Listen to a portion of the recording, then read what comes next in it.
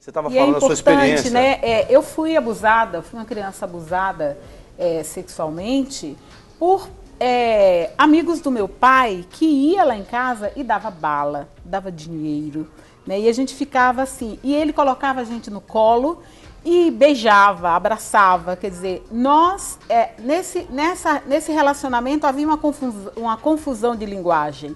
Enquanto esse ator da violência, esse abusador, ele estava com as segundas intenções, porque ele sabia o que dava prazer a ele, porque ele beijava a nuca da gente para a gente se sentir arrepiada, e com isso ele sentia prazer. E a gente, nessa troca afetiva, a gente estava em busca de quê? De carinho, né? Da troca de receber uma bala, um dinheiro, né? Então, a importância dessa mãe, do cuidado dessa mãe. E a minha mãe teve essa visão, né?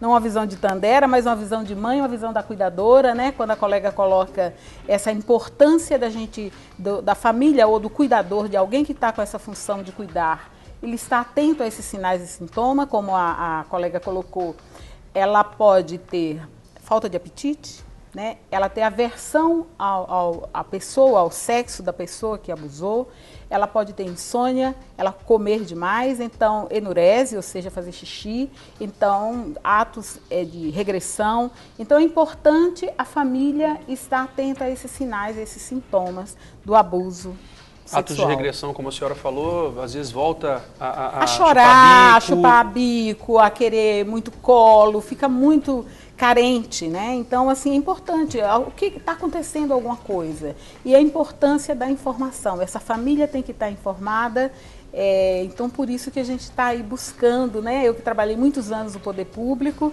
e hoje eu estou trazendo, como aposentada, jovem aposentada, estou trazendo isso para a igreja, né? A gente vai realizar um seminário na Igreja Batista Getsemane, também dia 18, como forma de mobilizar. Pastor Jorge Linhares tem dado a maior força e a gente vai fazer essa mobilização seminário sobre pedofilia, sobre abuso, sobre a exploração sexual nos eventos da Copa. A gente está muito preocupado com essa Copa. Aliás, vale dizer aqui que o governo agora que está começando a esboçar algum interesse ou pelo menos alguma ação para começar a criar estratégias para evitar que as nossas crianças e adolescentes sejam abusadas lá nos grandes eventos como Copa das Confederações daqui a um mês e Copa do Mundo no ano que vem.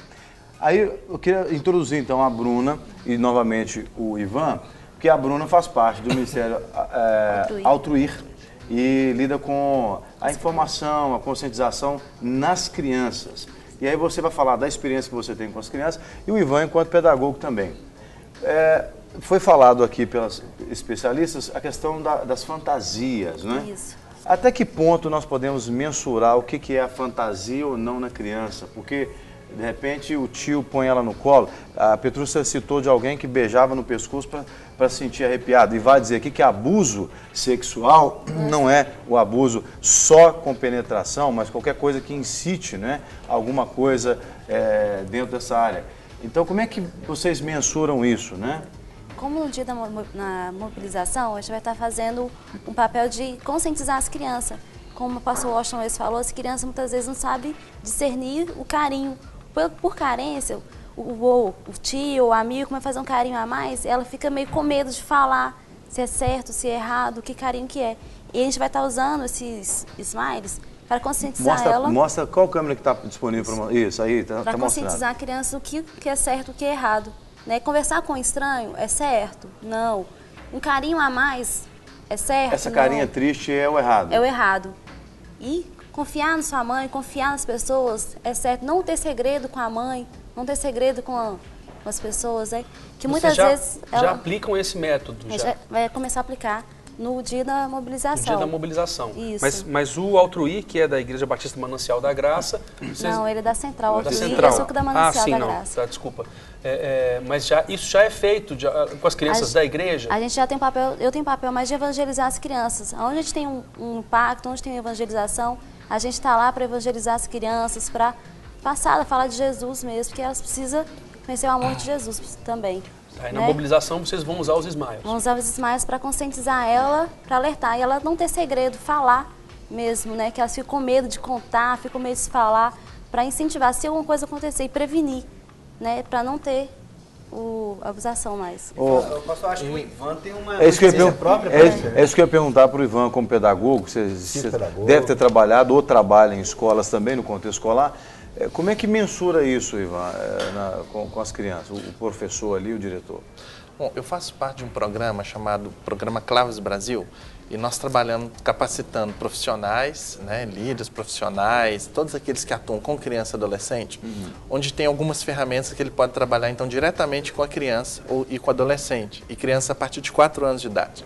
Então é importante, se nós pensarmos a perspectiva da prevenção, que a criança passe por um processo de aprendizagem. Um exemplo.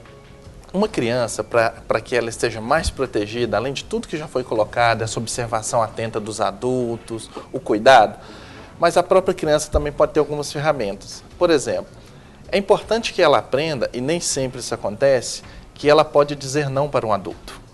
A própria sociedade, a forma de criação dos filhos, muitas vezes impõe que o adulto manda e ela obedece. Então é possível que, como uma forma de se proteger, ela aprenda que sim, acontece, né? Alguém propõe algo que ela não gosta, que é ruim, algo que ela não quer, ela tem o direito de dizer não. Uma outra aprendizagem importante é que ela aprenda que se acontecer alguma coisa que a deixou triste, que a deixou angustiada, que não a faz feliz, ela precisa contar para alguém. É uma aprendizagem. Então essas e outras aprendizagens nós chamamos de fatores de proteção. E nós podemos trabalhar com as crianças brincando, através de jogos, brincadeiras, várias ferramentas que os educadores podem utilizar nessa perspectiva.